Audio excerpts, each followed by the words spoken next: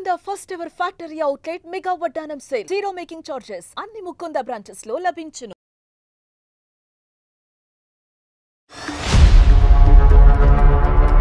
తనపై నాకు ఎలాంటి ఫీలింగ్స్ లేవు. నాకు అసలు నువ్వంటే ఇష్టమే లేదు. సో ప్రేమ దొంగే పెళ్లి దొంగే.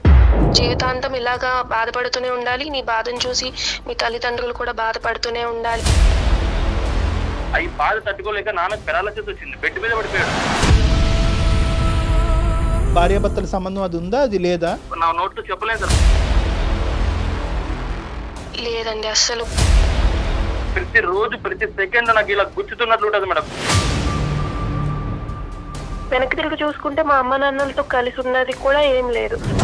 ఏ పెళ్లికి ముందు ఈ లిస్ట్ అడగలేకపోయావా? ఏంటంటే విడాకులు తీసుకుని నువ్వు హ్యాపీగా ఉంటే మాకు అదే చాలు అన్నట్టుగా మాట్లాడుతున్నారు వాళ్ళు. దీన్ని సినిమాటిక్గా చేయొద్దు. ఆ పంచాయతీలు అయిపోయినాయి, ఆ ఊరు పెద్దల మధ్యన మాటలు అయిపోయినాయి, కోర్టు దాన్ని క్లోజ్ చేసింది.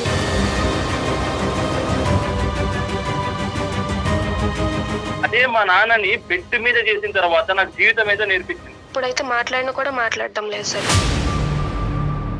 నీ పాత్ర కూడా ఉంటది దీంట్లో. ఊరికే నేను పంపించింది అనుకుంటున్నావా? అసలు కనీసం నన్ను చూస్తున్నావా, పట్టించుకుంటున్నావా, దగ్గరికి వస్తే వెళ్ళిపోతున్నావు. అంటే ఇప్పుడు నీకు రిలేషన్షిప్ అంటే టచింగ్ ఉండాల్సిందే ఏంది? ఏ అదే కావాలని ఎక్కడుంది? మరీ మాట్లాడకు విజయ్. అర్థం పర్థం లేకుండా అమ్మాయి పరువు తీసే ప్రయత్నం చేయొద్దు.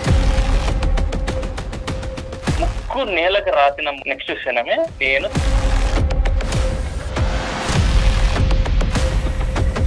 విజయ్, అది ప్రాబ్లం అని నువ్వు అనుకుంటున్నావు, తను అనుకోవట్లేదు. తను ఎందుకు ఇన్వాల్వ్ చేస్తున్నావు అంటోంది.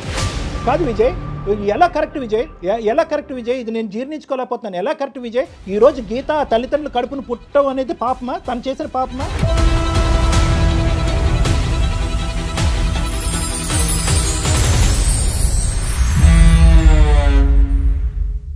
సికింద్రాబాద్లోని doctor Narayana college of hotel management లో 100% job guarantee. 966365 doctor Narayana hotel management college వారు సమర్పించు అందమైన జీవితం కార్యక్రమానికి స్వాగతం.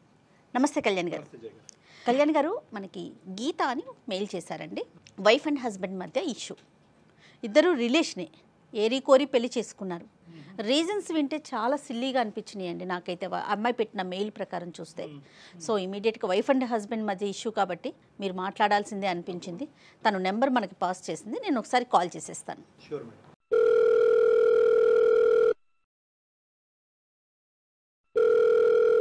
హలో హలో గీత అమ్మా? అవునండి, ఎవరు? నేను జయానండి, అందమైన జీవితం ప్రోగ్రామ్ నుంచి కాల్ చేస్తా ఉన్నాను. నమస్తే అమ్మా. నమస్తే అండి. సో నాతో పాటు డాక్టర్ కళ్యాణ్ గారు ఉన్నారు. మీరు మాట్లాడటానికి వీలుగా ఉన్నారా? ఓకే మ్యామ్, మాట్లాడతాను. ఒక్కసారి మాట్లాడండి. డాక్టర్ గారు ఉన్నారు, మీ సమస్య ఏంటో క్లియర్గా చెప్పండి అమ్మా. నమస్తే. నమస్తే గీత. నమస్తే డాక్టర్ గారు. చెప్పమ్మా. సార్, నాకు పెళ్ళై 1.5 years అవుతుంది. నేను మా మేనమామ కొడుకు మా బావ విజయ్ని పెళ్లి చేసుకున్నాను సార్. నేను బావ చిన్నగా ఉన్నప్పుడే మా మామయ్యకి అండ్ మా అమ్మ వాళ్ళకి ఒక ప్రాపర్టీ విషయంలో చాలా గొడవలే అయ్యాయి సార్. సార్, అంటే అది అమ్మ వాళ్ళు మావయ్యను అండ్ మావయ్య వాళ్ళ అమ్మను చాలా మాటలు అనుకున్నారు. ఈ ప్రాపర్టీ విషయంలో పెద్ద మనుషులు కూడా మాట్లాడారు, కానీ అది మాత్రం తేలలేదు అప్పుడు. అండ్ వీళ్ళ ప్రాపర్టీ విషయం కోసం పోలీసులు, స్టేషన్లు, కాంప్రమైజ్లు అని చాలానే జరిగాయి సార్ ఈ మధ్యలో. అప్పటి నుండి ఇంకా గొడవలు ఎక్కువ అవడం, కోర్టుల వరకు వెళ్ళడం, ఇలా అంతా జరిగింది సార్. ఆఖరికి ఆ ప్రాపర్టీ కూడా మా అమ్మ వాళ్ళకే వచ్చింది.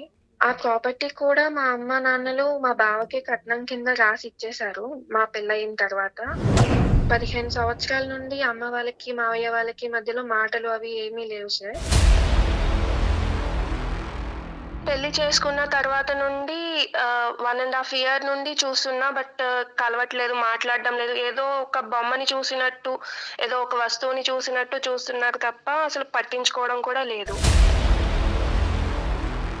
కానీ విజయే వెంటబడి నిన్ను చేసుకున్నాడమ్మా? అవునండి, మనం కలిస్తే వాళ్ళ గొడవలన్నీ పోతాయి, కుటుంబం అంతా ఒకటవుతుంది అని ఒప్పించి మరీ పెళ్లి చేసుకున్నారు. అదే వాళ్ళ సైడే వాళ్ళే ముందుకొచ్చారు. తనే ముందుకొచ్చాడు. ఇప్పుడు ఏంటంటే మా పెళ్లి అయితే వాళ్ళు కలుస్తారు అన్న ఉద్దేశంతో పెళ్లి చేసుకున్నాము. మరి పెళ్లి తర్వాత కలిసారమ్మా? కలిసారండి. కాదమ్మా గీత, ఇది ఒక చిన్న డెలికేట్ ఇష్యూ కదా. రెండు కుటుంబాలు కలుస్తాయని చెప్పి అప్పటి వరకు మాట్లాడుకొని మీరిద్దరూ ఏ విధంగా ఇష్టపడ్డారు? అంటే నీకంటూ ఒక ఒపీనియన్ ఉంటుంది కదా, అంటే చాలా గొడవలు వేస్తాయి, పోలీస్ స్టేషన్లు, కోర్టుల వరకు, అవమానాల వరకు వెళ్ళుంటాయి కదా, మరి అవన్నీ పక్కన పెట్టేసి ఈ రాత్రికి రాత్రి మర్చిపోయి పెళ్లిపేటల మీద కూర్చుని పెళ్లి చేసుకునేంత ఈజీయా అది? నాకు మా బావ విజయ్ అంటే నాకు చాలా ఇష్టం సార్. నేను పెళ్లి చేసుకుంటే బావని చేసుకుంటా అనుకునేదాన్ని. అలాగే విడిపోయిన మా ఫ్యామిలీలు రెండు కూడా కలుస్తాయి. 15 years గా గొడవ పడుతున్నారు కానీ మా పెళ్లితో అయినా కలుస్తారు అన్న ఉద్దేశంతో మేము ఇలా పెళ్లి చేసుకున్నాం సార్. తర్వాత ప్రయాణం ఎలా జరిగిందన్న? పెళ్ళైన తర్వాతే తెలిసింది తను ఏంటంటే మా వాళ్ళ మీద రివెంజ్ కోసమే పెళ్లి చేసుకున్నారు అన్నట్టుగా తెలిసింది. అదే ఏంటి ఇలా ఏంటి అని అడిగితే, అవును నేను రివెంజ్ కోసమే చేసుకున్నాను, నువ్వంటే అసలు ఇష్టమే లేదు అన్నట్టుగా మాట్లాడుతున్నారు ఇప్పుడు.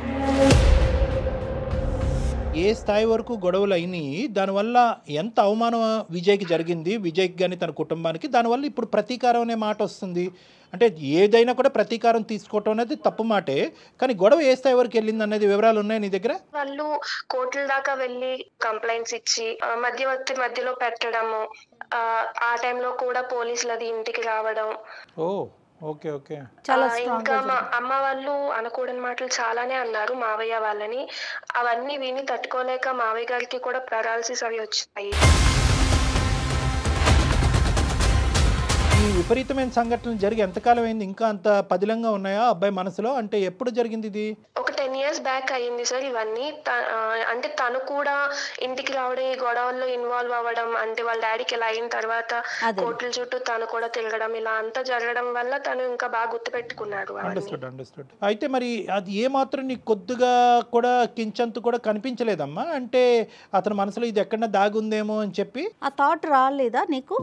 లేదండి, తను మాట్లాడే మాటలు అవన్నీ విన్నాక నాకు ఏమనిపించిందంటే తను ఇంకా మేము కుటుంబాలు కలవాలి అని అనుకున్నారు అన్నట్టుగా అనిపించింది తన మాటలన్నీ ఆలోచించింది. ముందు అంటే కొంచెం బానే ఉన్నాము, ఏంటంటే ఒక 1 month 2 months ఏంటంటే కొంచెం బానే మాట్లాడేవాళ్ళు. అంటే పెళ్ళి అయిన తర్వాత కొంచెం చుట్టాలు అది ఉంటారు కాబట్టి కొంచెం బానే మాట్లాడారు. బట్ ఏంటంటే తర్వాత ఆయన మొత్తం చేంజ్ అయిపోయారు. అసలు ఎందుకు ఇలా చేస్తున్నారు, అసలు ఏమైంది, అసలు ఏం చెప్పకుండా కొంచెం మారుకుంటూ వచ్చారు. గట్టిగా అడిగేసరికి ఇప్పుడు చెప్తున్నారు ఏంటంటే, నేను మీ అమ్మ వాళ్ళ మీద రివెంజ్ కోసమే నేను పెళ్లి చేసుకున్నాను తప్ప నాకు అసలు నువ్వంటే ఇష్టమే లేదు అని చెప్పి. మీ ఇద్దరి మధ్యన ఎలా ఉందమ్మా రిలేషన్షిప్? ఎలా ఉంది? అంటే ఫిజికల్ భార్యాభర్తల సంబంధం అది ఉందా, అది లేదా? లేదండి, అసలు నన్ను ముట్టుకొని కూడా ముట్టుకోవడం లేదు ఆయన. కనిపిస్తే చాలు పక్కకి వెళ్ళిపోతున్నారు. పెళ్ళైనప్పటి నుంచి ఇప్పటి వరకు అసలు మీ ఇద్దరి మధ్యన ఆ ఫిజికల్ ఆస్పెక్ట్ లేదా? లేదండి, అసలు. దగ్గరికి వెళ్ళినా కూడా నన్ను ముట్టుకోకు, నా దగ్గర నుండి వెళ్ళిపో అని అసహించుకుంటున్నాడు. నాతో కనీసం ఇప్పుడైతే మాట్లాడినా కూడా మాట్లాడడం లేదు సార్. పగ తీర్చుకోవటానికి ఇదంతా ఆడుతున్నటువంటి ఇది అన్నది నీకు ఎప్పుడు అర్థమైంది? నువ్వు బాగా టెన్షన్లో ఉన్నావు. అంటే ఎలా తెలిసింది అంటే ఒక్కొక్క రోజు ఒక్కొక్కలా బిహేవ్ చేస్తున్నారు. నాకు ఫస్ట్ లో అర్థం కాలేదు. Unpredictable behaviour. చెప్పమ్మా. ఫస్ట్ లో అర్థం కాలేదు అసలు ఏం మాట్లాడుతున్నారు, ఏంటి, ఎందుకు ఇలా ఉంటున్నారు అనేది అర్థం కాల. మేబీ చాలా రోజుల తర్వాత కలిసారు కదా పేరెంట్స్ ని, ఏమన్నా కొంచెం గుర్తొచ్చాయా ఏంటి అన్న ఒపీనియన్ లో నేను ఉన్నాను. కానీ ఆయన మొత్తానికి దీని మీదే ఇదే గుర్తు పెట్టుకుని పెళ్లి చేసుకున్నారు అన్న విషయం నేను అసలు తెలుసుకోలేకపోయా. రోజుకి కొంచెం గొడవలు అవ్వడం వల్ల అది కొంచెం తెలుస్తుంది అసలు ఎందుకు ఇలా ఉంటున్నారు ఏంటి అని అడగడం వల్ల కొంచెంగా చెప్తున్నారు ఆయన, నేను ఎలాగే ఎందుకోసమే చేసుకున్నాను, మీ వాళ్ళ మీద రివెంజ్ తీసుకోవడం. మావయ్య అత్తయ్య ఎలా ఉన్నారు గీత? వాళ్ళు నీతో ఎలా ఉంటారు? వాళ్ళు మొత్తం నాకే సపోర్ట్ చేస్తున్నారండి. వాళ్ళ మనసులో ఏం బాధ లేదమ్మా? గతం జరిగినటువంటి గొడవలు, ఆ బాధ ఇప్పుడు మీ ఆయన పెట్టుకున్నంత ఇదిగా వాళ్ళు పెట్టుకోలేదా? లేదండి, వాళ్ళు ఏంటంటే కలిసిన తర్వాత వాళ్ళు మా అమ్మ వాళ్ళు అత్తయ్య వాళ్ళ ఇంటికి రావడం, అత్తయ్య వాళ్ళు మా అమ్మ వాళ్ళ ఇంటికి వెళ్ళడం అంతా బానే ఉంది. వాళ్ళు కూడా నాకే సపోర్ట్ చేస్తున్నారు. సరే, ఇప్పుడు ఏమంటాడు అంటే ఇంతేనా జీవిత ప్రయాణం, ఇంతేనా అంటే నువ్వు అలా సఫర్ అవుతూనే ఉండాలి, అతని దగ్గర నుంచి ఎటువంటి support, emotional bond, physical relationship ఏది ఉండదు, ఇలా ఎండగట్టినట్టు ఇలా బతకాలా జీవితాంతం? అదేనా అతని ఉద్దేశం? అవునండి, నేను ఆల్రెడీ అప్పటికీ అడిగాను, నీకు ఇదే ఉద్దేశం ఉంటే ఇప్పటి వరకు బాధ పెట్టింది సరిపోదా అని చెప్పి కూడా అడిగా. లేదు, నువ్వు జీవితాంతం ఇలాగా బాధపడుతూనే ఉండాలి, నీ బాధను చూసి మీ తల్లిదండ్రులు కూడా బాధపడుతూనే ఉండాలి అన్నట్టుగా అంటున్నారు. సో బావా నువ్వు ఈ పెళ్ళి అనేటటువంటి కారణం నిమిత్తం మీరిద్దరు మళ్ళీ మాట్లాడుకోవటం అనేది ఆల్మోస్ట్ 1.5 year అంటే 8 years తర్వాతే మాట్లాడుకోవటం మీరు దగ్గర అలా ఏం కాదు, ఒక 1 year గా ప్రేమించుకుని పెళ్లి చేసుకున్నాం. పెళ్లి చేసుకున్నాక 1.5 year అయింది. ఇప్పుడు నేనేమనుకున్నానంటే ఇంతగా డైరెక్ట్గా రారా అని చెప్పి వెంటబడి పెళ్లి పెట్టల మీద డైరెక్ట్ కూర్చున్నారు అనుకున్నా. కాదు 1 year జర్నీ చేశాడు. 1 year జర్నీ చేసిన తర్వాత అంటే తను ప్లాన్డ్ గానే ముందుకెళ్ళాడు, ముందుగానే అనుకున్నాడు ఇట్లా చేయాలి ఇది సినిమాల్లో చూస్తుంది అట్లానే ఉంది కదండి. కాదమ్మా, ఇప్పుడు నువ్వు మాకు ఈ మెయిల్ పంపించడానికి కారణం ఏంటి తల్లి? అంటే ఏ విధంగా మేము అంటే అడ్రస్ చేయగలం అన్నది, అంటే నువ్వు ఒకప్పుడు అతను ఒప్పుకుంటే ఏంటి, ఒప్పుకోకపోతేనేంటి, 2 సైడ్లు ఓకేనా నీకు? ఎలా ఉంది నీ పరిస్థితి ఏంటి చెప్పు? ఇప్పుడు నా పరిస్థితి ఎలా ఉందంటే, నేను ఆఖరికి విడాకుల కోసం కూడా అడిగాను. బట్ ఏంటంటే, నువ్వు ఇలా జీవితాంతం ఇలాగే ఉండాలి, నేను నిన్ను ముట్టుకోను, ఇంకొకరు నిన్ను ముట్టుకోవడానికి వీల్లేదు అన్నట్టుగా అంటున్నారు. ఎంత క్రూయల్ గా ఆలోచిస్తున్నారో నిజంగా. ఇంకేమైనా ఫిజికల్ అబ్యూస్ ఏమైనా ఉందమ్మా? అంటే కొట్టడం గానీ లేదంటే లేదండి, అలాంటిది ఏం లేదు. ఓన్లీ ఏంటంటే మాటలతో మాత్రమే బాధ పెడుతున్నారు. అంటే ఇది అప్పుడు జరిగినటువంటి గొడవ ఒక ఎత్తు అయితే కనుక ఇప్పుడు కన్న కూతురునే జీవితాన్ని పణంగా పెట్టినటువంటి పరిస్థితి ఏర్పడింది. మరి అస్సలు తగ్గరే మీ పేరెంట్స్ ఏమంటున్నారు? వాళ్ళు వచ్చి మాట్లాడారు, అడిగారు. బట్ ఏంటంటే మా బావ దగ్గర నుండి ఒక్క రెస్పాన్స్ కూడా లేదు. మీరు ఇలాగే ఉండండి, మా డాడీకి మా డాడీ ఎంత బాధపడ్డారో మీరు అంతే బాధపడాలి. ఏం చెప్పినా కూడా కన్విన్స్ అవ్వట్లేదు వాళ్ళు. కాదు నాన్న, ఇప్పుడు గీత రెండు డోర్స్ ఓపెన్ అయ్యే ఉన్నాయి కదా. అంటే either he has to give you divorce and let you go free, or నిన్ను హ్యాపీగా నీ జీవితం నిన్ను బతకనివ్వాలి, లేదంటే అతను మారే వచ్చి మీ ఇద్దరు కలిసి ప్రయాణం చేయాలి. ఈ రెండేనా? ఈ రెండింటికి ఓకే నువ్వు? ఓకే అండి, నాకు ఎలా అయినా పర్లేదు. తను మారితే ఇంకా మంచిది. తను మారినా ఓకే, తను మారను నేను ఇలానే ఉంటానంటే తన బతుకునేదో అమ్మాయి బతుకునిస్తే తన దారిని తను చూసుకుంటాను అంతే. డివోర్స్ తీసుకుంటానంటే మీ పేరెంట్స్ ఓకేనా అమ్మా? దానికి ఒప్పుకోరేమోగా పెద్దవాళ్ళు. మా మావయ్య వాళ్ళు మార్పించడానికి చాలా ట్రై చేశారు. వాళ్ళకి కూడా ఇష్టం లేదు ఇలా డివోర్స్ తీసుకోవడం, అది అంతే ఇష్టం లేదు. కానీ మా అమ్మ నాన్నకైతే ఓకే, ఎందుకంటే నేను ఇక్కడ ఇబ్బంది పడుతున్నాను కాబట్టి మా అమ్మ నాన్న కొంచెం నా గురించి ఆలోచించి వాళ్ళు ఏంటంటే విడాకులు తీసుకుని నువ్వు హ్యాపీగా ఉంటే మాకు అదే చాలు అన్నట్టుగా మాట్లాడుతున్నారు వాళ్ళు. అంటే తనకు అర్థం కావట్లేదు, ఇంకా షాక్లోనే ఉంది. ఏంటి ఇప్పుడు కొట్టడు అని చెప్పి ఉండాలా, కొట్టడు తిట్టడు అని చెప్పి ఇక్కడ ఉండాలా, లేదంటే ఉక్కిరి బిక్కిరి వాతావరణం క్రియేట్ చేస్తున్నాడని చెప్పి ఇక్కడి నుంచి పారిపోవాలా? ముందు నువ్వు వెనకతలు గొయ్యి అమ్మాయి పరిస్థితి. ఇప్పుడు సమాజం బయటకు వెళ్ళింది అనుకోండి, ఆడపిల్ల ఏమో అంత చక్కగా ఉంటాడు విజయ్, ఉద్యోగం చేసుకుంటున్నాడు, పువ్వుల్లో పెట్టి చూసుకుంటాడు, నీకేం మాయరోగం అమ్మ, ఎందుకు వదిలేవని అంటారు. సో ఇప్పుడు at the end of the day ఈ అమ్మాయి ఇక్కడ ఉండలేదు, బయటకు వెళ్ళి సమాజానికి సమాధానం చెప్పుకోలేని పరిస్థితి. అయినా కానీ డివోర్స్ అడుగుతున్నావు, చాలా ధైర్యంగానే అడుగుతున్నావు. Hats off.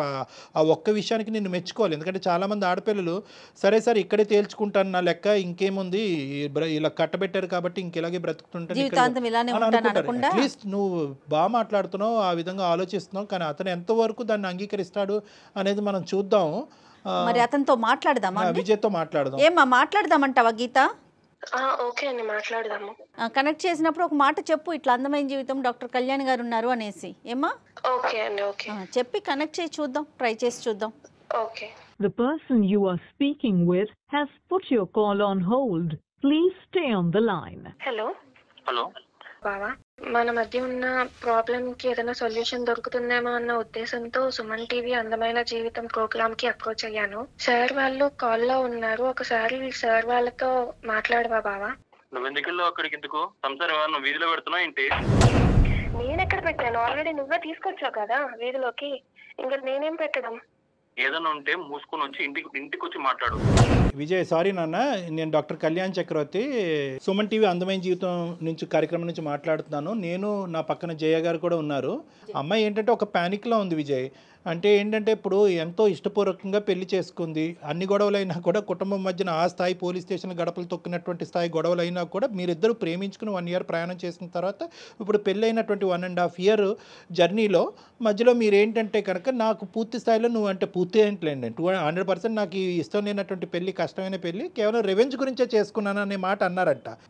అది ఆ అమ్మాయి ఇంకా జీర్ణించుకోలేకపోతుంది. ఆ అమ్మాయికి పదాలు కూడా రావట్లేదు, తన బాధను మాకు ఎక్స్ప్రెస్ చేయడం కూడా తనకు అర్థం కావట్లేదు. నీ వర్జన్ ఏంటి నాన్న అసలు? విజయ్, ఏం జరుగుతుంది ఇక్కడ? సార్ యాక్చువల్గా ఏమైందంటే సార్, మాది చిన్న కుటుంబం సార్. నేను అమ్మ నాన్న ఉండేవాళ్ళము. నాకు 6 years ఉన్నప్పుడు ఒకసారి మా అత్త మా అత్తమ్మ వచ్చింది సార్. సారీ అత్తమ్మ కాదు, సోకల్ అత్త. అమ్మని పదం కోల్పోయింది సార్. తను వచ్చి ఒక రోజు మా నాన్న పేరు ఉన్న ల్యాండ్ మొత్తం కావాలని అన్నరాని మాట్లాడి అనింది సార్. తను నా నోట్తో చెప్పలేను సార్, అలాంటి బూతులు మాట్లాడింది సార్. ల్యాండ్ కావాలని మా నాన్న పేరు మీద ఉన్నా కూడా తనకే కావాలని చాలా ఇబ్బంది పెట్టింది సార్. అన్నరాని మాట్లాడి అనింది సార్. అనిన తర్వాత మా నాన్న అంటే మా తాత వాళ్ళ పెద్ద మనుషులు అందరూ కూర్చోబెట్టి తనతో చెప్పారు సార్, ఇది మంచి పద్ధతి కాదు అండి అన్నా చెల్లెలు బంధము, సో మీరు ఇలా చేయడం తప్పు అంటుంది. పెద్ద మనుషులు కూర్చోబెట్టిన పంచాయతీలు చేశాం సార్ మేడం. గ్రామంలో మొత్తం వాళ్ళంతా పెద్ద మనుషులతో చేయించాం. ఓకే ఓకే, అన్ని ప్రయత్నం చేశారు. ఇక కాంప్రమైజ్ అవ్వట్లేదు మేడం. ఎలా అయినా తనకి ఆ ల్యాండ్ కావాలని అలా కూర్చొనే ఉంది తను. అదేలే విజయ్. ప్రతిరోజు మేడం మా అమ్మ నమ్ముతారు నమ్మరు మీరు, ప్రతిరోజు ఏడ్చింది మేడం. అవి బాధ తట్టుకోలేక నాన్నకు పెరాలసిస్ వచ్చింది, బెడ్ మీద పడిపోయాడు. తనకి బాత్రూమ్ కి వెళ్ళాలన్నా ఇక్కడ ఏ చిన్న వెళ్ళాలన్నా ఒక పర్సన్ కావాలి. అబ్బా, దీన్ని తట్టుకోలేక మేడం రోజు రోజుకి తనకు వేరే డిసీజ్ వచ్చి చీమలు కుట్టే మేడం. చీమల తన బెడ్ మీద వెళ్ళేవాడు. అర్థం చేసుకోండి ఎలాంటి సిచ్యువేషన్ లో ఉన్నాడు మా నాన్న ఆ టైంలో. అదేలే విజయ్. ఓకే, ఆ సిచ్యువేషన్ నాకు తెలుసు మేడం, ప్రతిదీ నేను ఫేస్ చేశాను. నాకు ఆ తర్వాత పోలీస్ స్టేషన్ లోకి వెళ్ళాం మేడం. పోలీస్ స్టేషన్ చుట్టూ తిరిగాం, కోర్టు చుట్టూ తిరిగాం. వాళ్ళకి వచ్చింది మేడం, కేసు గెలిచారు వాళ్ళు. తర్వాత అదే ల్యాండ్ కట్నంగా నా పేరు మీద రాశారు మా అత్తయ్య. సో మీది మీకు వచ్చేసింది, అంటే దేని వల్ల అయితే ఇబ్బంది పడ్డారో అది మీకు వచ్చింది, అంతే కదండి. ఫైనల్ గా కోర్టుకు వెళ్ళినా జరగనటువంటి కార్యక్రమం పెళ్లి జరిపించింది. సర్లేండి, పోన్లేండి. ఈ బాధ ఎవరు పెట్టుకుంటారు మేడం? ఈ బాధ నేను నాకు తెలుసు మేడం. మీకు ప్రతి రోజు ప్రతి సెకండ్ నాకు ఇలా గుచ్చుతున్నట్లు ఉంటుంది మేడం. మీ బాధను అసలు ఎవ్వరం తగ్గించలేమండి, అది నిజంగా ఫేస్ చేసిన వాళ్ళకే తెలుస్తుంది. కానీ అసలు గీతకేం సంబంధం ఇందులో, మీరు అది చెప్పండి. సంబంధం అన్నప్పుడు మేడం, ఇప్పుడు మా అత్త మా నాన్నకి అలా అన్నప్పుడు అక్కడ ఎవరు మేడం సఫర్ అయింది? నేనే కదా మేడం. అయితే మా అత్తకి నేను శాడిజం చూపిస్తా, అక్కడ సఫర్ అవ్వాల్సింది తనే కావాలి. ఇప్పుడు నేను ఇలా సంసారం చేయకోకుండా తనతో ఇలా ఉండడం వల్ల మా అత్తకి ఎంత మెంటల్ గా ఉంటుంది చెప్పండి. టచ్ చేయకోకుంటే నువ్వు పగ తీర్చుకోవాలనుకుంటే తీర్చుకోలే, కానీ ఈ ఐడియా ఎప్పటి నుంచి వచ్చింది నీకు? అంటే ప్రేమించినప్పటి నుంచే ఉందా, లేదంటే ప్రేమించటం కూడా నాటకమేనా, పెళ్లి ఒకటే నాటకమా? తనపైన నాకు ఎలాంటి ఫీలింగ్స్ లేవు, ఎలాంటి ఒపీనియన్ బ్యాడ్ ఒపీనియన్ కూడా లేదు సార్. సో ప్రేమ కూడా దొంగ ప్రేమే. దొంగ ప్రేమ ఏం కాదు సార్. మరి ఆ లెక్కన్నా ఈ లెక్కన్నా ఈ రెండిట్లో ఏదో ఒకటే తేలాలి. నీ ప్రేమ దొంగదా, లేదంటే పెళ్ళి ఒకటే దొంగ? నువ్వు వాస్తవానికి ప్రేమించినప్పుడు నీకు ఈ పగ తీర్చుకోవాలనేటువంటి ఆలోచన అప్పుడు రాలేదు.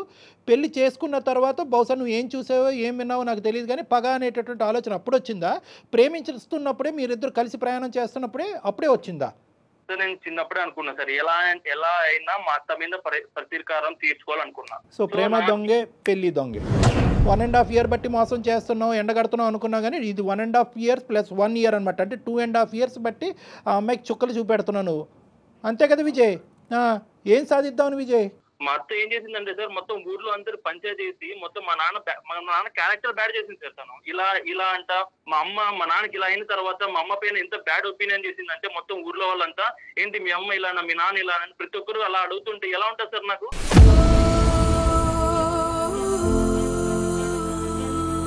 మా అత్త ఎలాగైనా మా నాన్నకు మా అమ్మకు నాకు క్షమాపణ చెప్పాలి. క్షమాపణ ఇన్ ద సెన్స్ తను మా ఇంటికి వచ్చి మా రిలేటివ్స్ అందరి ముందర నా కాలు, మా అమ్మ మా నాన్న కాలు పట్టుకొని ముక్కుకు నేలకు రాసిన తర్వాత నెక్స్ట్ సెకండ్ డే నేను సంసారం చేస్తాను. ఇంకేమైనా ఉన్నాయి లిస్ట్ లో? ఉన్నాయి సార్, చాలా ఉన్నాయి సార్. ఏ పెళ్లికి ముందు ఈ లిస్ట్ అడగలేకపోయావా? ఇక్కడ రెండు ఆస్పెక్ట్స్ మనం చూసుకుందాం అన్న విజయ్. ఒక్క 2 నిమిషాలు నా వయసుకు కానీ నా అనుభవానికి కానీ గౌరవిస్తూ ఒక 2 నిమిషాలు విను. ఇక్కడ 2 ఇష్యూస్ ఉన్నాయి. ఒకటి, మీ జీవితంలో మీ తల్లిదండ్రులకి జరిగినటువంటి అన్యాయం, మీ తల్లిగారికి జరిగినటువంటి అవమానం అవనివ్వండి, లేదంటే నాన్నగారు మంచాన పట్టడం అనివ్వండి, జీవితాంతం అమ్మ నాన్నగారికి సేవ చేయటం, చిన్నప్పటి నుంచి నీకంటూ ఒక సంతోషం పోయింది, ఈ కోర్టు కేసు వల్ల ఒక సంతోషం పోయింది, ఒక పిల్లవాడుగా నువ్వు అనుభవించవలసినటువంటి ఆనందాలు అన్నీ పోగొట్టుకున్నావు. దీనికి మాకు పూర్తి స్థాయి స్థానుభూతి ఉంది, నన్ను అందులో డౌటే లేదు. ఎందుకంటే కనుక ఇప్పుడు ఆ రోజులు నాకు తెలుసు. ఇప్పుడు ముక్కు నెలకు రాస్తుందో తల చెట్టుకు రాస్తుందో అదంతా నాకు తెలియదు, కానీ నువ్వు పోగొట్టుకున్నటువంటి రోజులు మీ అత్త జీవితంలో తీసుకురాలేదు. అదేవిధంగా ఇక్కడ నువ్వు గుర్తుపెట్టుకోవాల్సింది ఏంటంటే, గీత ఇప్పటికీ కూడా తను కూడా అప్పుడు చిన్నపిల్లే, బహుశా నీకంటే ఇంకా చాలా చిన్నపిల్ల. ఆ అమ్మాయి కూడా అనుభవాలు చూసింది. మీ అత్త ఒక 2 మాటలు అంటే కనుక మీ నాన్న ఒక 3 మాటలు అని ఉంటారు. ఆ గొడవలు రోడ్డుని ఎక్కినాయి, పంచాయతీలు జరిగినాయి, ఆవిడ ప్రాపర్టీకి ఆస్తిపడింది. సరే, ప్రాపర్టీకి ఆవిడ ఎందుకు ఆస్తిపడింది, దాని పూర్వపరాలు ఏంటనేది ఈరోజు ప్రస్తావన కాదు. గీత కూడా అనుభవించలేదని నువ్వు అనుకుంటున్నావా? గీత, నువ్వు చెప్పమ్మా, మీ ఇంట్లో ఎలాంటి ప్రాబ్లమ్స్ ఫేస్ చేశారో అప్పుడు అసలు నీకు తెలుసా, ఊహ ఉందా? ఏంటంటే ఆ గొడవల వల్ల నేనైతే నా పేరెంట్స్ కి కూడా దూరంగా వెళ్లి హాస్టల్లో ఉండాల్సి వచ్చింది. కనీసం ఇంట్లో ఉండి వాళ్ళ అమ్మ నాన్న దగ్గర ఉండి కనీసం వాళ్ళ ప్రేమనన్నా పొందారు. బట్ నాకైతే వెనక్కి తిరిగి చూసుకుంటే మా అమ్మ నాన్నలతో కలిసి ఉన్నది కూడా ఏం లేదు. ఇప్పుడు పెళ్లి చేసుకుని వచ్చి ఒక ఇంట్లో ఉన్నాననే గాని ఇప్పుడు కూడా నన్ను పట్టించుకోవట్లేదు. ఇప్పుడు నేను ఎక్కడికి వెళ్ళి ఉండాలి, అసలు ఏం చెయ్యాలి, ఎవరి దగ్గరికి వెళ్తే నా ప్రాబ్లం సాల్వ్ అవుతుంది, అసలు ఏం తెలియకుండా ఉన్నాను మ్యామ్. అందుకే నేను కూడా మీ దగ్గరికి అప్రోచ్ అయ్యాను. ఇప్పుడు విజయ్, నీకు ఇక్కడ ఒక పాయింట్ కనెక్ట్ అవుతుందా? అంటే నేను ఇక్కడ అంటే నీ ఇమోషన్ నీకు ఉన్నాయి, ఇంట్లో జరిగినటువంటి పరిస్థితులకి చాలా భయంకరమైనటువంటి పరిస్థితులు. నిజంగా మీ నాన్నగారిని నేను కళ్ళతో చూడలేదు కానీ ఊహించుకుంటూనే నువ్వు డిస్క్రైబ్ చేసినటువంటి అంశాలను ఊహించుకుంటూనే నా మనసు తరుక్కుపోతుందన్న. చాలా బాధ. ఏంటంటే దట్స్ ఆన్ హ్యూమానిటేరియన్ గ్రౌండ్స్ చాలా బాధ. అంటే మానసికంగా ఒక మనిషి మీద పడేటటువంటి ఒత్తిడి, సొంత కుటుంబ సభ్యుల దగ్గర నుంచి పడేటటువంటి ఒత్తిడి ఎప్పుడైతే పరువు రోడ్డుని బజారున పడతాదో అప్పటి వరకు పరువు కలిగినటువంటి కుటుంబం ఒక పెద్ద మనిషి మానసికంగా ఏ స్థాయిలో దెబ్బతింటే కనుక అతను నరాలు బలహీనపడి పారాలిసిస్ వస్తుంది అనేది నేను అర్థం చేసుకోగలను ఒక మానసిక వైద్య నిపుణుడు. ఇంకోటి ఎలా అంటే సార్, నేను పడిన శోభ కంటే తను ఇప్పుడు ఇంకా 1% సార్ ఇంకా ఉండే తను 1%. అది ఎలా డిస్క్రైబ్ చేస్తావమ్మా విజయ్? సార్ నేను ఫేస్ చేస్తా సార్, నాకు తెలుసు సార్. ఇప్పుడు మీరు అదే నా సిచ్యువేషన్ లో వేరే ఉంటే ఇలా కాంప్రమైజ్ అయ్యాలి. ఎవరున్నా కూడా బాధే, ఓకే. కానీ ఆ బాధ తర్వాత ఆ బాధ వల్ల ఏర్పడేటటువంటి ప్రతీకార ధోరణిలోనే నీ వ్యక్తిత్వం నా వ్యక్తిత్వం అనేది డిఫరెంట్ ఉంది నాన్న. బాధ అందరిది ఒకటేనన్న. ఈరోజు నువ్వు ఇది తూకం వేయద్దు. ఆ అమ్మాయి ఎంత బాధపడింది, ఈరోజు ఆ అమ్మాయి బహుశా ఈ ఇంట్లో ఉంటే కనుక ఆ అమ్మాయి నిన్ను వచ్చి ప్రేమించి ఆ అమ్మాయి పగ తీర్చుకోవచ్చు కదా. కానీ ఆ అమ్మాయి ప్రేమకు దూరం అయింది. తల్లిదండ్రులు ముందుగా ఆలోచించి ఈ గొడవలన్నింటి మధ్యన ఆడపిల్ల ఉండకూడదు అనేటటువంటి ఉద్దేశంతో హాస్టల్లో పెట్టారు. తన ప్రేమను మిస్ అయింది కదా. బహుశా ఏంటంటే ఆ అమ్మాయి ఇంట్లో ఉండుంటే కనుక నీకంటే వాళ్ళ తల్లిదండ్రులు పడినటువంటి బాధను నీకంటే ఎక్కువ వివరంగా చెప్పేది. ఇందాక నుంచి నాకు అర్థం కావట్లేదు. బాధపడ్డాను, కొట్లాట జరిగింది కానీ నాకు ఆ వివరాలు తెలియదు అనేది ఇప్పుడు నాకు క్లియర్ వచ్చింది. ఈ అమ్మాయిని తీసుకెళ్లి హాస్టల్లో పెట్టారు. నీ ఆలోచన శైలి తప్పు అనో లేదంటే నీ బాధ తప్పు అని అనట్లేదు, కానీ నువ్వు వెళ్ళేటటువంటి యాక్షన్ ప్లాన్ ఏదైతే ఉందో అది మానవతా దృక్పథం నుంచి చాలా దూరంగా వెళ్ళిపోతుంది. చాలా దూరంగా కాదమ్మా, నువ్వు ఫేస్ చేసిన ఆ బాధ, ఆ పెయిన్ ని ఎదుటోళ్ళు కూడా ఫేస్ చేయాలని కోరుకోవటం ఎంతవరకు కరెక్ట్ చెప్పు? లేదు మేడం, నా పర్స్పెక్టివ్ లో అది కరెక్టే మేడం. అసలు ఎలా కాదు విజయ్, ఎలా కరెక్ట్ విజయ్? ఇది నేను జీర్ణించుకోలేకపోతున్నాను. ఎలా కరెక్ట్ విజయ్? ఈ రోజు గీత తల్లిదండ్రులు కడుపును పుట్టడం అనేది పాపమా? తను చేసిన పాపమా?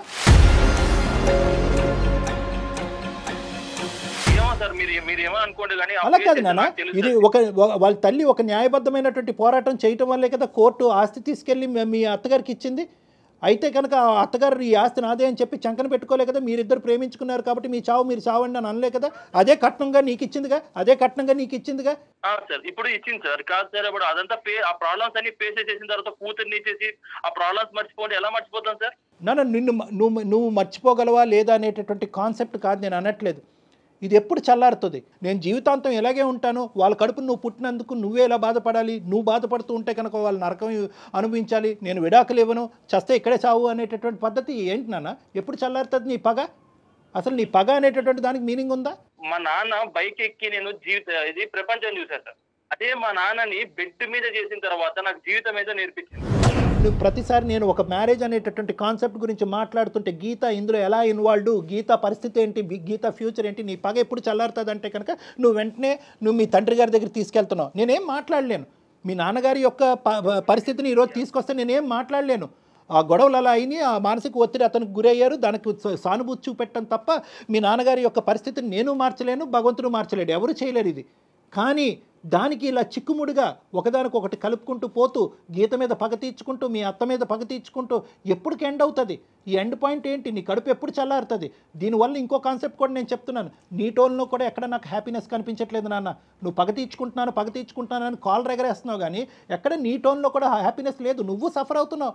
నీ జీవితం ఇటువంటి పెళ్లి జరగాలి, ఒక ప్రేమ లేనటువంటి పెళ్లి చేసుకుంటూ ఆ ప్రేమలో పగే కాన్సెప్ట్గా ముందుకెళ్ళిపోవాలనేది నువ్వు ఎప్పుడన్నా వర్ణించుకున్నావా? ఎప్పుడన్నా అనుకున్నావా? సార్ నా లైఫ్ అయినా పర్లేదు సార్, నాకు లైఫ్ అయినా పర్లేదు, తను మాత్రం అలా అవ్వాల్సిందే సార్. నాకు నాకు 100% పెడితే తను 200% మా అత్త సఫర్ అవ్వాలి. అయ్యేంత వరకు నా లైఫ్ ఏమైనా పర్లేదు సార్.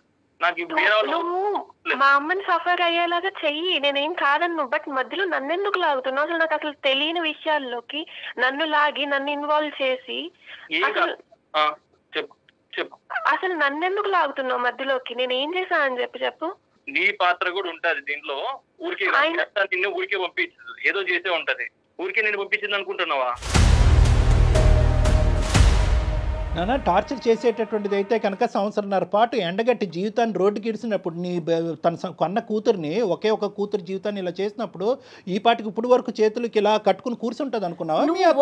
ఒకదానికి నువ్వే క్రియేట్ చేసుకుంటున్నావు, అల్లుకుంటున్నావు. ఈఎంఐ పాత్ర ఉందంటావేందయ్యా బాబు? అసలు నీకేమైనా కాన్సెప్ట్ ఉందా? నీకేమైనా అర్థం అవుతుంది? ఈఎంఐ పాత్ర ఏంటి? పుట్టెరిగి ఈఎంఐ హాస్టల్లో కూర్చుంది, ఇప్పుడు ఈఎంఐ పగ తీర్చుకుంటుందని అనుకుంటున్నావా? ఏమన్నా డైలీ మాట్లాడతాడు సార్. డైలీ వాళ్ళ అమ్మ ఫోన్ చేస్తుంది, ఫోన్ చేసి ఏదో చెప్తుంటది. ఎక్కడ సావాలి కూతురు? ఎక్కడ సావాలి? తన కడుపు మాట్లాడుకుని తన కష్టాన్ని చెప్పుకోవటం కూడా పాపమేనా? నువ్వు మాట్లాడవు. వాళ్ళ అమ్మ క్యారెక్టర్ మామూలు కాదు సార్. ఎలా అయినా మమ్మల్ని ఇబ్బంది పెట్టడానికే చూస్తారు వాళ్ళు. సో వాళ్ళు తను అలా చేసే ఉంటది సార్, పక్కా చేసే ఉంటది, చేస్తుంది కూడా. కానీ ఇప్పుడు ఇబ్బంది పెట్టేది మిమ్మల్ని కాదు కదా, మీరే నన్ను ఇబ్బంది పెడుతున్నారు కదా. అదే మా అమ్మ ఏదో చేసేది అయితే కనుక నేను కదా నిన్ను బాధపెట్టాలి. అంతే కదా, కరెక్ట్. కాదమ్మా, పెళ్లి చేసుకొని మనం ఇద్దరు పెళ్లి చేసుకున్నాం కదా, ప్రాబ్లమ్స్ కూడా షేర్ చేసుకో. అసలు కనీసం నన్ను చూస్తున్నావా, పట్టించుకుంటున్నావా? దగ్గరికి వస్తే వెళ్ళిపోతున్నావు పక్కకి. నాకు అవసరం లేదు. ఇప్పుడు నీకు రిలేషన్షిప్ అంటే టచింగ్ ఉండాల్సిందే ఏంది?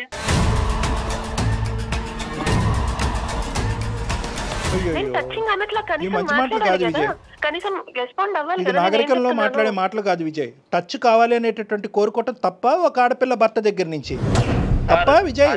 నీ డెఫినేషన్ ఏంటి? ఒక భాగం అంతే సార్, కానీ అదే కావాలనేది తప్పు. అదే కావాలని ఎక్కడుంది?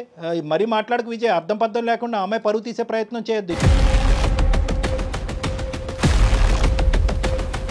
నేను ఫేస్ చేస్తున్న ప్రాబ్లం తను షేర్ చేసుకోవాలా లేదా? విజయ్, అది ప్రాబ్లం అని నువ్వు అనుకుంటున్నావు, తను అనుకోవట్లేదు. తను ఎందుకు ఇన్వాల్వ్ చేస్తున్నావు అంటోంది. ఇలా ఫేస్ అవుతున్నా కదా, వాళ్ళ అమ్మకి పోయి చెప్పచ్చు కదా, ఇలా అయింది మేడం, ఇలా అయిందమ్మా, ఇలా అయింది. విజయ్ ఏమంటున్నాడంటే వెళ్ళి తను కాలు పట్టుకొని వాళ్ళ అమ్మ నాకు చెప్పమను, అయిపోయా వెళ్ళను కూడా. మనం ఇప్పుడు కంక్లూజన్కి వస్తున్నాం. ఒకే పాయింట్ విజయ్, నీ కండిషన్ ఏంటి?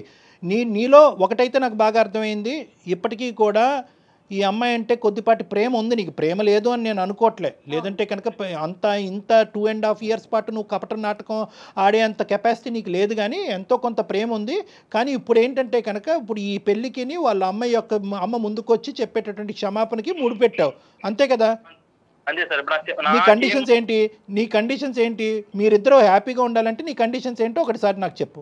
ఇప్పుడు మా అత్త మా మామ ఇద్దరు వచ్చి మా బంధువులు మా రిలేటివ్స్ అందరి ముందర మా ఇంటి దగ్గరకు వచ్చి నా కాళ్ళు, మా అమ్మ కాళ్ళు, మా నాన్న కాళ్ళు పట్టుకొని క్షమాపణ చెప్పి ముక్కు నేలకు రాసిన నెక్స్ట్ క్షణమే నేను తనతో కాపురం చేస్తాను. ఇది నా కంక్లూజన్ సార్. ఇది చేసిన తర్వాత నేను తనతో హ్యాపీగా ఉంటా. గీతతో నువ్వు హ్యాపీగానే ఉంటావు, గీత హ్యాపీగా ఉంటుందా నీతో? వాళ్ళ తల్లిదండ్రుల చేత ఇవన్నీ చేపించేది అంటే ఇండైరెక్ట్గా ఈ మంత్రం వేసినా ఆ మంత్రం వేసినా ఒకేలాగా ఉంది ఇక్కడ పద్ధతి. ఇప్పుడు ఏంటంటే ఇప్పుడు నువ్వు ముందుకు రావట్లేదు, రేపొద్దున గీత వాళ్ళ తల్లిదండ్రులు చేసి నానా చాకరీ చేపిస్తుంది. ఇప్పుడు ఆ అమ్మాయి ఏమంటుంది కాన్సెప్టు? ఆ అమ్మాయి ఇప్పుడు నీ కండిషన్ నువ్వు చెప్పే, ఆ అమ్మాయి కండిషన్ కూడా చెప్తాను విను. ఏమండి, మనిషి మారి పద్ధతిగా వస్తే కనుక నేను కంటిన్యూ అవుతా, లేదంటే తూర్పు తిరిగి దండం పెట్టమనండి, వాడు నాకు అక్కర్లేదు, నాకు డైవర్స్ ఇవ్వండి అని చెప్పింది. అంతేగాని ఆ అమ్మాయి వచ్చి కావాలంటే మా అమ్మ నాన్న వచ్చి అతను కాలమే పడతాడు, గుమ్మం మీదకి వచ్చి ముక్కో తలో నేలకు రాస్తారు, ఈ కాన్సెప్ట్లు ఏమో ఆ అమ్మాయి చెప్పలేదు. అర్థమైందా? సో ఇక్కడ వినండి ఒక్క నిమిషం వినండి. ఈ కథ కంచికెళ్ళింది అనేటటువంటి విధంగా రెండు కుటుంబాలు ముందుకు వచ్చినాయి. ఎవరైతే కనుక పగా కోపంతో రగిలిపోవలసినటువంటి మీ తల్లిదండ్రులే అటువైపు వాళ్ళని క్షమించి ముందుకు వచ్చారు. నువ్వు వాళ్ళ కడుపును పుట్టినటువంటి నువ్వు ఈ అమ్మాయిని ఒక 6 నెలల్లో సంవత్సరం పాటు ప్రేమించి నీ ఇష్టపూర్వకంగానే పెద్దల సమక్షంలో పెళ్లి చేసుకున్నావు. ఎన్ని కేసులు పెట్టుకున్నా నేను డైవర్స్ ఇవ్వను, ఏమని చేసుకుని నేనైతే నాతోనే కాపురం చేయాలి, నాతోనే బాధలు పడాల్సిందే తనంతే. గీత, ఇప్పుడు ఈ కాన్సెప్ట్ ఇప్పుడు కొత్త కాన్సెప్ట్ ఏం కాదు. 1కి 10 సార్లు నీతో చెప్పాడంట, మీ అమ్మ నాన్న వచ్చి కాళ్ళు పట్టుకుని క్షమించాలి అనేటటువంటిది. ఇది మీ పేరెంట్స్ వరకు తీసుకెళ్లారా? ఒకప్పుడు అదే తీసుకెళ్ళి ఉంటే కనుక నీ ఉద్దేశం ఏంటి, మీ పేరెంట్స్ ఉద్దేశం ఏంటి? సార్ వాళ్ళనైతే నేను అడగలేను సార్. నేను ప్రేమించి తనని పెళ్లి చేసుకున్నా. ఇప్పుడు తనంటే నాకు ఇష్టము. ఇప్పుడు నేను వెళ్ళి చెప్పమంటే చెప్తారు, బట్ మరీ ఆయన చెప్పిన విధంగా అంటే కొంచెం నేను వాళ్ళకి చెప్పలేను సార్.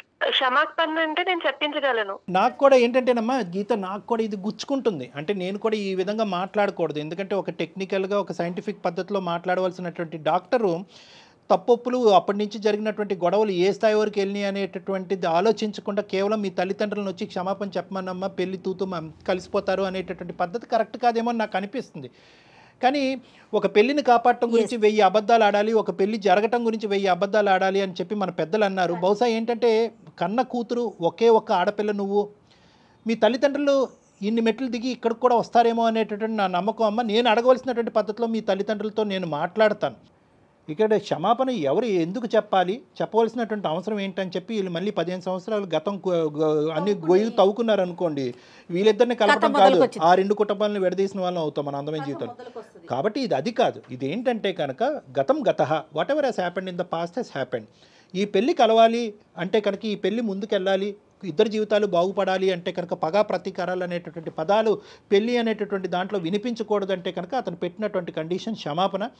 అందులో చెప్పడానికి వాళ్ళు వెనకాడరు, ఎందుకంటే కూతురు జీవితం కాపాడటం గురించి ఒక క్షమాపణ అనేటటువంటిది అడగటానికి, మనస్ఫూర్తైన క్షమాపణ అడగటానికి వాళ్ళు వెనకాడరు అనేటటువంటి ఆలోచన. ఒప్పుకున్నప్పుడే వాళ్ళు రెడీ అండి. పెళ్లికి ఒప్పుకోవటం కాదు మేడం, 15 సంవత్సరాల పాటు ఒక ప్లాట్ ఒక ల్యాండ్ గురించి ఫైట్ చేసింది ఆ అమ్మాయి, ఇలా ఇచ్చేసింది వెంటనే. ఎందుకు కూతురు జీవితం, అరే నేను ఎందుకు ఫైట్ చేశాను నాకు అర్థం కాలేదు, కోర్టు నాకు ఎందుకు ఇచ్చింది నాకు అర్థం కాలేదు, నా కూతురు కంటే మించింది ఒక ఆస్తి ఏమీ లేదని చెప్పి ఆస్తి వెనక్కి ఇచ్చేసి, అది విజయ్ అర్థం చేసుకోవాలి. ప్రైమరీ పాయింట్ లేదు, నాకు ఆస్తి కావాలి ప్లస్ క్షమాపణ కావాలి, కూతురు కావాలి, అయినా కానీ నేను పగ తీర్చుకుంటానంటే ఆయన చచ్చినట్టు నా దగ్గరే పడి ఉండాలి, నేను వదలను అంటున్నావు నువ్వు. అసలు ఒకటే విజయ్ సరే, నేను కూడా ఇన్ని మెట్లు దిగి అదే లేదమ్మా వాళ్ళు ఎందుకు క్షమాపణ చెప్తారు, గతం గొడవలే అని నేను ఇప్పుడు అంటే కనుక ఈ క్షణాన్ని మీరు ఇద్దరు విడిపోతారు లేదా ఇదే ఊబిలో ఆ అమ్మాయి జీవితాంతం ఇలాగే ఉండాలి, నువ్వే పగా ప్రతీకారం అంటుకుంటూ నువ్వేమో వచ్చి మరి నీ ఉడుకు రక్తం ఏ రక్తం నాకు తెలియదు కానీ ఇలాగే కంటిన్యూ అవుతావు, నీ జీవితం నాశనం, ఆ అమ్మాయి జీవితం నాశనం, అందమైన జీవితం మీ ఇద్దరికి ఏం చేయనట్టు అయిపోతుంది.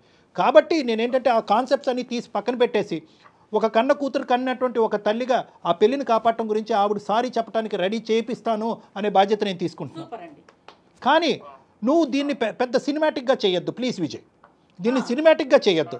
ఆ పంచాయతీలు అయిపోయినాయి, ఆ ఊరు పెద్దల మధ్యన మాటలు అయిపోయినాయి, కోర్టు దాన్ని క్లోజ్ చేసింది, ఆస్తి ఒకరికి చెందాలనుకుంది, ఆస్తి నాకు వద్దు నా కూతురికి మించింది కాదని చెప్పి అదే ఆస్తి మీ చంకన చేరింది ఈరోజు.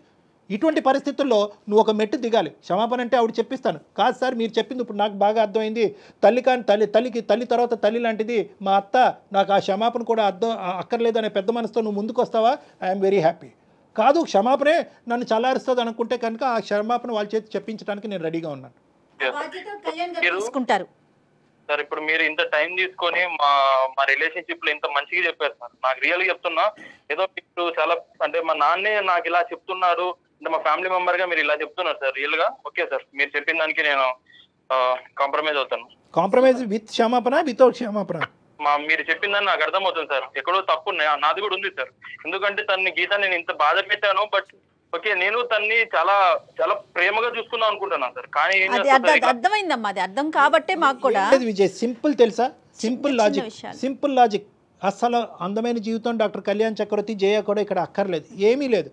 నీ మనసు ఇలా రగిలిపోతుంది అనేటటువంటిది ఓపెన్ హార్టెడ్గా నువ్వు ఎవరితో డిస్కస్ చేయకపోవడం అనేది ప్రధానమైన సమస్య. ఎవరు కూడా నీ లోపల రగిలిపోతున్నటువంటి అంశం, ఒరే ఒక అనవసరమైనటువంటి అంశం, ఒక గతానికి సంబంధించినటువంటి అంశం, అది వదిలేసారా, పగలు ప్రతీకారాలన్నీ తీసి పక్కన పెట్టి కలిసి ప్రయాణం చేయటం, జీవితాన్ని అందరూ సుఖమయం చేసుకుందాం, కలిసి ఉంటే కలదు సుఖం అనే ఒక్క పదం ఎవరైనా కానీ నాలాంటి పెద్ద మనిషి ఎవరైనా నీ మనసులో పెట్టుంటే కనుక ఈ 1.5 year కూడా వేస్ట్ అయ్యి ఉండదు. నిజంగా నీ భార్య దేవత నాన్న. ఎందుకు అంటే కనుక ఆ అమ్మాయి మొత్తం చెప్పినటువంటి దాంట్లో కేవలం వణికిపోతూ భయపడుతూ ఏడుస్తూ మాట్లాడిందే కానీ ఎక్కడ కూడా నా భర్త శాడిస్టానో, లేదంటే నా భర్త పనికిరాని వాడనో, లేదంటే పగ తీర్చుకుంటున్నాడు, గతానికి సంబంధించినటువంటి పగ తీర్చుకుంటున్నాడు అనేది చెప్పిందే కానీ నువ్వు ఒక శాడిస్టానో ఒక భయంకరమైన డిస్క్రిప్షన్ ఎక్కడ ఇవ్వలేదు నీ గురించి. ఓపిక పట్టింది, వాళ్ళ తల్లికి చెప్పిందే కానీ ఎక్కడ కూడా ఈ గొడవలు పెరిగేటటువంటి విధంగా వాళ్ళ తల్లి వచ్చి మీ జీవితాల్లో ఇన్వాల్వ్ అవ్వకుండా అక్కడ కూడా జాగ్రత్త పడింది. అన్ని విధాలుగా జాగ్రత్త పడినటువంటి ఒక గొప్ప స్త్రీ నన్ను నీ భార్య, అది ఎప్పటికీ నువ్వు అర్థం చేసుకోవాలి. అవును సార్, డెఫినెట్ గా నేను యాక్సెప్ట్ చేస్తాను సార్ దీన్ని. కానీ వాళ్ళతో ఒక్కసారి చెప్పాను సార్, మా ఫ్యామిలీ వాళ్ళకి అంతే. మా అమ్మకి మా నాన్నకి మా అత్త ఒక్కసారి చెప్పానండి. ఏమో మనకు తెలియదు, ఈ పాటికే చెప్పేసుకున్నారేమో, వాళ్ళు అంత హ్యాపీగా మాట్లాడుకుంటున్నారంటే. సరే, నీ కోరిక మేరకు నేను ఒక్కసారి ఇరువైపుల తల్లిదండ్రులతో ఒకసారి మాట్లాడతాను. వాళ్ళందరూ కూర్చుని నీతో పాటు మాట్లాడతారు. వాళ్ళందరి మధ్యన ఎటువంటి విద్వేషాలు వైషమ్యాలు లేవు అని చెప్పి క్లియర్ కట్గా నీకు చెప్తారు. అప్పుడు నీ మనసు అప్పుడు చల్లబడుతుంది, మీరు హ్యాపీగా ప్రయాణం చేస్తారు. ఓకేనా? నేను టేకప్ చేస్తాను, నేను మాట్లాడతాను, ఇరువైపుల తల్లిదండ్రులతో నేను మాట్లాడతాను. ఓకే అమ్మా. విజయ్, ఎప్పుడు జరిగిపోయిన చెడుని వదిలేయాలమ్మా, దాంట్లోంచి మంచిని తీసుకునే ముందుకెళ్ళాలి. అదే కదా జీవితం. చూడు, ఒక ఆడపిల్ల నీకోసం ఎంత బాధపడతా ఉంది. దయచేసి ఆలోచించి ఒక్కసారి మనం కౌన్సిలింగ్లో కూర్చుందాం. నువ్వు, మీ పేరెంట్స్, అట్లానే మన గీత వాళ్ళ పేరెంట్స్ అందరూ కలిసి ఒక్క సెషన్ ఒక్కసారి కళ్యాణ్ గారిని మీట్ అవ్వండి. దాని తర్వాత మనం ముందుకెళ్దాం. ఏమా? Right Vijay, all the best అమ్మా, హ్యాపీగా ఉండండి. గీత, థ్యాంక్ యూ మా. Thank you ma'am. Kalyan garu, ఇంత ఫాస్ట్గా తను రియలైజ్ అవుతాడు అనుకోలే. అతని లోపల ఈ యాంగిల్ అలాగ అతన్ని ముంచేసి అలా ముందుకు తీసుకెళ్ళండి. తీసుకోరా, పగ తీర్చుకోరా అని అంతరాత్మ ఏమని చెప్తుందంటే పగ తీర్చుకో అని చెప్తుందే కానీ ఇటువైపు ఒక కనికరంతో చూడాలి, నా భార్యని చూడాలి, ప్రేమించినటువంటి ఒక ఆడపిల్లని, ఎటువంటి సంబంధం లేనటువంటి ఒక ఆడపిల్లని. నేను ఇందాక ఒక మాట అన్నాను కదా, ఆ తల్లిదండ్రులు కడుపును పుట్టడమే ఈ అమ్మాయి చేసుకున్న శాపం అన్నాను. సో ఇదన్నీ కూడా ఇవన్నీ రియలైజేషన్ పాయింట్స్. ఇవేం చేసినాయి అంటే కనుక స్లోగా ఆ పగ అనే తెర తీసేసి అతనికి రియలైజ్ చేసినట్టుగా చేసినాయి. ఇక్కడ నా స్థానం అక్కర్లేదు మేడం. ఎవరైనా ఒక పెద్ద మనిషి కూర్చుని ఈ రెండు పదాలు అతని బ్రెయిన్లో పెట్టుంటే కనుక ఇది ఎప్పుడో తేలుండేదేమో. కానీ మీరు యాక్సెప్ట్ చేసి ఆమెతో క్షమాపణ అయినా చెప్పిస్తానన్నారు చూడండి, నాకు హ్యాపీగా అనిపించిందండి. ఎందుకంటే ఏం చేస్తాం, ఇప్పుడు కాపురం నిలబడాలి కదా, దాని తర్వాత ఏదన్నా అవుతుందా అంటే దాన్ని మనం ఎక్కడ ఊహిస్తాము? ఏం కళ్యాణ్ గారు? కరెక్ట్ జయ గారు. రైట్ అండి. నమస్తే. నమస్తే జయ గారు, థ్యాంక్ యూ. సంతోషం. Anchor's dress courtesy by Saki.